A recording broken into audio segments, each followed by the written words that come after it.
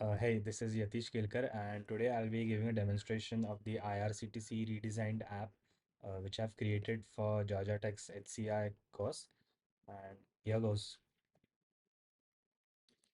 So, what we have here is the homepage of the IRCTC app. Now, the IRCTC app is commonly used for not just train bookings, but also to book flights, to book bus tickets, or even for tourism. So in order to separate out all the functionalities related to the train, we have a separate panel at the top that allows us to switch between different modes such as trains or flights. Within the panel for trains, we have two options that are highlighted at the top, that is book a train and search by PNR, which are some of the most commonly used functionalities of the app as far as train bookings are concerned. Below that, we have a couple of cards that are really generated based on the user's prior experiences or the prior journeys, and it takes into context the kind of routes that the user might want to travel to, and so on. Below that, we have a couple of other options such as disability provisions or my bookings. Now, these options aren't really that important, but they still need to have a place somewhere on the app. When the user clicks on the book a train button, he's taken to the next page where he's presented with a number of different options which he or she can choose in order to select some sort of a search criteria for their booking. So they could start with something like the route that they want to travel to, and the source route, that is the point from which they'll start, is automatically detected based on their location, and the closest train station is chosen. But they can still choose to edit that or even enter the destination by simply tapping on it.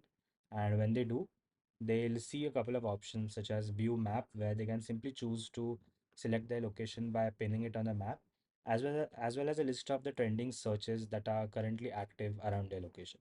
The user can click on the input to type something.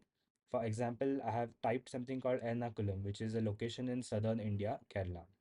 I'll click on the first junction that appears. And the next thing that I want to set here is the date. So I'll click on select. And here we can see a calendar that starts from the current month. A couple of dates are highlighted with different colors in order to tell the user that some of the dates might experience some heavy traffic because of things like weather warnings or festivals. I'll be selecting one of the dates, and when I go to the next step, it automatically asks me to select the number of passengers that will be traveling with me. The default will always be one adult, that is the person who is booking the ticket. But we are able to select some other options that are related to people as well, such as if there's a specially abled passenger who will be traveling with us, then we can click on this checkbox to do so. We can hit on proceed. And when we come to the next screen, what we see is a list of all the trains that are available, which are by default sorted by relevance. Now, at this point, if the user wants to change something in their search criteria, they simply have to tap on this gray box that's there at the top, and it will automatically open up an overlay from where the user can simply modify their search criteria without having to start again from the beginning. Below that, we have a panel that has a couple of dates alongside each other. Now, the reason for this panel is that when you think about train booking in the Indian context, Indian passengers are more likely to book trains that are very low in price, and they might be ready to even compromise on the date in situations like these. So, in order to accommodate this context, what we have is that the user can simply tap on some other date in order to show the listing of the trains on that day without having to even open the panel at the top or go back to the beginning.